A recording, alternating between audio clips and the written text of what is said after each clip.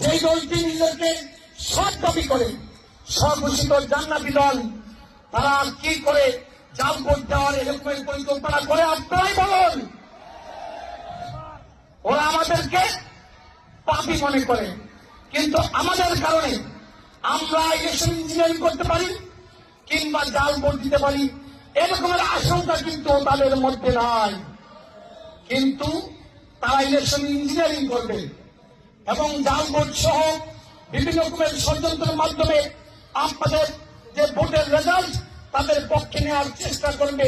সেই চিন্তায় গোটা বাংলাদেশ আজ গুম হারাম করে নির্গুম রাত পোহাচ্ছে। বন্ধুরা আমার, এই যদি হয় তাদের সম্পর্কে বাংলাদেশের মানুষের ধারণা, তাহলে তারা কেমন সৎ লোক আপনারাই সিদ্ধান্ত নেবেন। এই অবস্থাতে ইতিমধ্যেই আমাদের নেতা জনাব তারেক রহমান এদেশের প্রতিটি শ্রেণী পেশার মানুষের অধিকার নিশ্চিত করার জন্য বিভিন্ন পরিকল্পনার কথা বলেছেন।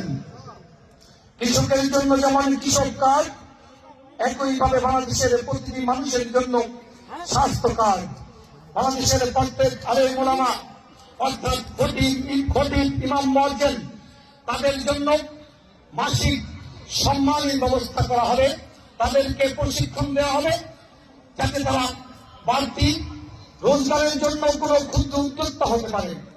তাদেরকে বাৎসরিক বিভিন্ন ধর্মীয় উৎসবে বোনাস দেওয়া হবে, প্রণোদনা দেওয়া হবে এবং এইগুলো মুসলমানদের পাশাপাশি অন্য যে সকল ধর্ম রয়েছে, হিন্দু, বৌদ্ধ, খ্রিস্টান, তাদের ধর্মের যে সকল পুরোহিত, যাজক কিংবা স্কলার রয়েছে তাদের ক্ষেত্রে সমানভাবে প্রযোজ্য।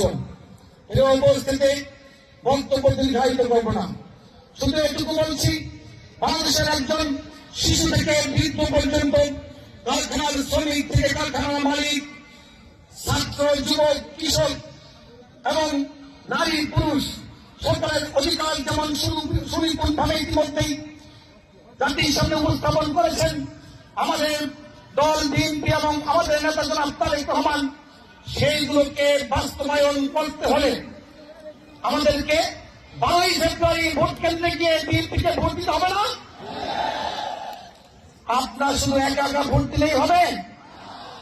চব্বিশ মন্ত্রায় 5,02,000 ভোটার রয়েছে, তার মধ্যে নারী এবং পুরুষ ভোটারের অনুপাত হচ্ছে সমান সমান, অর্থাৎ 2.5 লক্ষ নারী ভোটার রয়েছে। যত সহজে আমরা আপনাদের কাছে ভোট চাইতে পারি, অত সহজে আমরা কিন্তু মা বোনদের কাছে ভোট চাইতে পারি না। মা বোনরা পর্দার আড়ে থাকেন, তারা পারিবারিক কাজে কিংবা গৃহস্থালী কাজে ব্যস্ত থাকেন, অনেকে চাকরি করেন, কিন্তু তাদেরকে ভোট করবেন তারা সময় আছে মাত্র 2 দিন। আজকে থেকে সামনাসামনি কিংবা ফোনে ফোনে আপনারা আপনাদের পরিচিত সকল ভোটারদের কাছে ভোট চাইবেন, আপনাদের পরিবারের কাছে ভোট চাইবেন, আপনাদের প্রতিবেশীদের কাছে ভোট চাইবেন, আত্মীয় স্বজন, বন্ধু বান্ধব, পরিচিত জন সকলের কাছে ভোট চাইবেন। নারী কিংবা পুরুষ, হিন্দু কিংবা মুসলমান সকলের কাছে ভোট চাইবেন এবং সকাল সকাল ভোট কেন্দ্রে গিয়ে লাইনে দাঁড়াবেন। ওই সেই দলটি স্বঘোষিত জান্নাতি দল, ওরা কিন্তু ফজর নামাজ পড়েই ভোট কেন্দ্রে চলে যাবে, আপনাদেরকে লাইনে ঢুকতে দিবে না, এরকমের পরিকল্পনা করছে। আপনারা তারও আগে যাবেন, যেতে পারবেন না।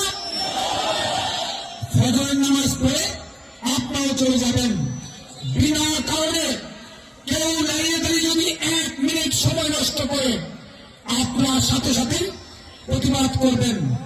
আইন শৃঙ্খলা রক্ষাকারী বাহিনীকে জানাবেন। ভোট কেন্দ্রে যারা পুলিশ এজেন্ট থাকবেন, একজনও যদি জাল ভোট দেওয়ার চেষ্টা করে আপনারা তাকে ধরবেন। ধরে কি করবেন সেটা আমি বলতে না, তারপরে আপনারা তাকে পুলিশে দিবেন। কেউ যদি জাল ভোট নিয়ে আসে তাকে ধরবেন। একটা ব্যালট ভাঁজ করলে কতটুকু পুরো হয়, 2টো ব্যালট ভাঁজ করলে কতটুকু পুরো হয় আপনারা কিন্তু বুঝবেন। অতএব ডাবল ব্যালট পেপার যদি ধরা পড়ে কি করবেন সেটা বলতো না, তারপরে পুলিশে দেবেন। এখন এইভাবে কেউ যদি ষড়যন্ত্র করে মোকাবেলা করবেন। আমরা ধৈর্য ধারণ করছি, এই জন্য ধৈর্য ধারণ করছি।